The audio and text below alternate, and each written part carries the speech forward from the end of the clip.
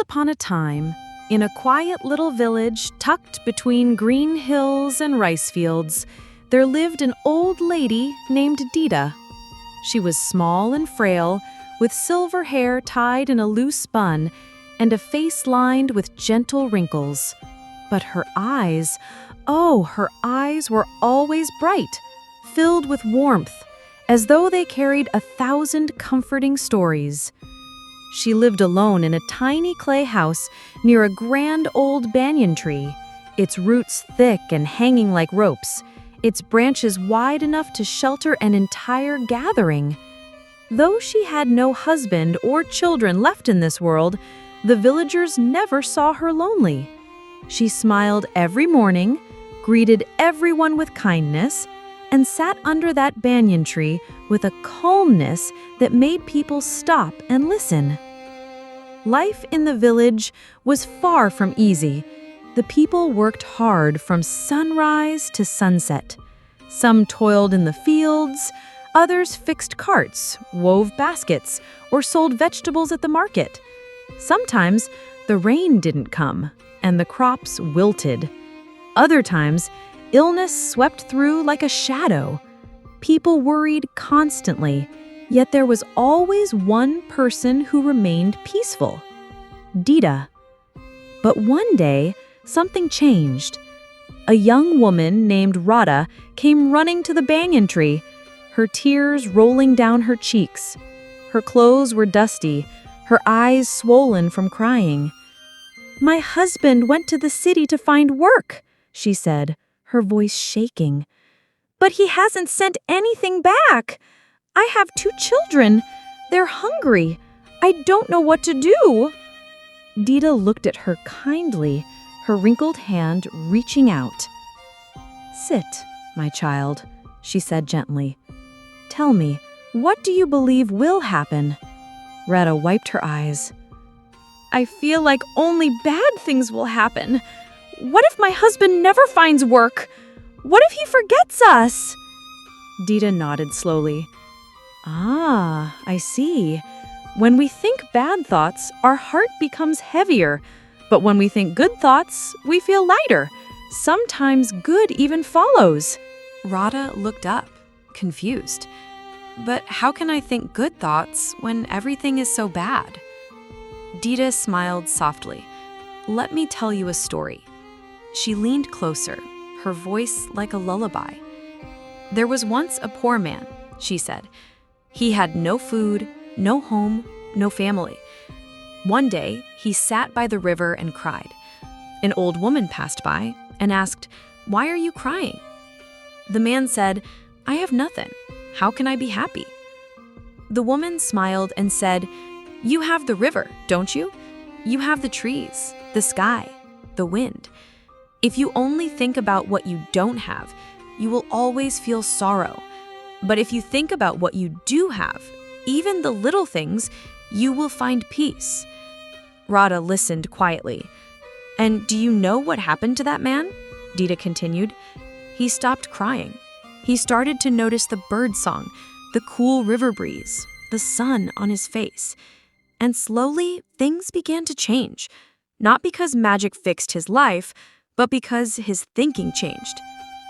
Rada's eyes softened. "Do you really believe my thinking can change my life?" "Yes," Dida said gently.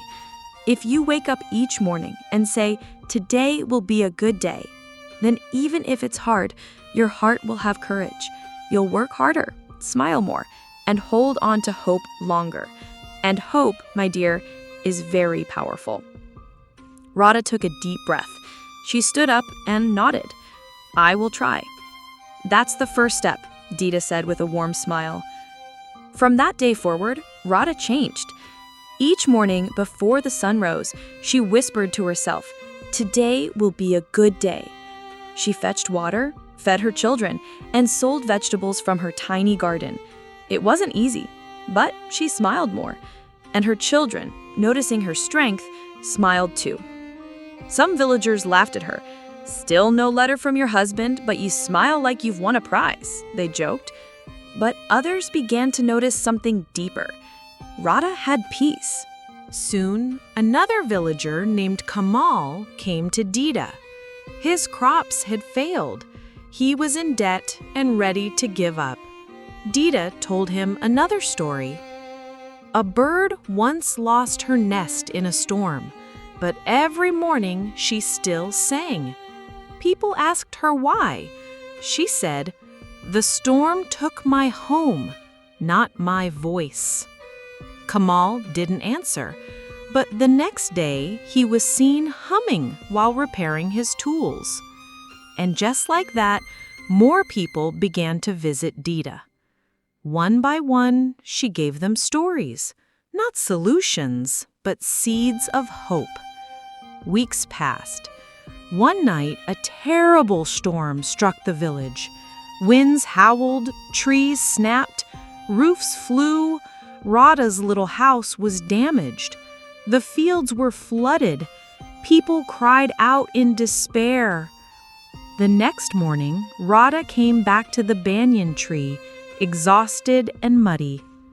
"I tried to think good thoughts," she said, weeping. "But look, the storm still came." Dida held her hand and whispered, "Hope doesn't stop the storm, my child, but it helps you stand again after it passes." Rada looked up, slowly beginning to understand. A few days later, a letter arrived at Rada's door. She opened it with trembling hands. It was from her husband. He had finally found work and was sending money. "I'm coming home soon," he wrote. Rada burst into tears, this time from joy. She ran to Dida. "He found a job! He's sending money!" Dida nodded with her familiar smile.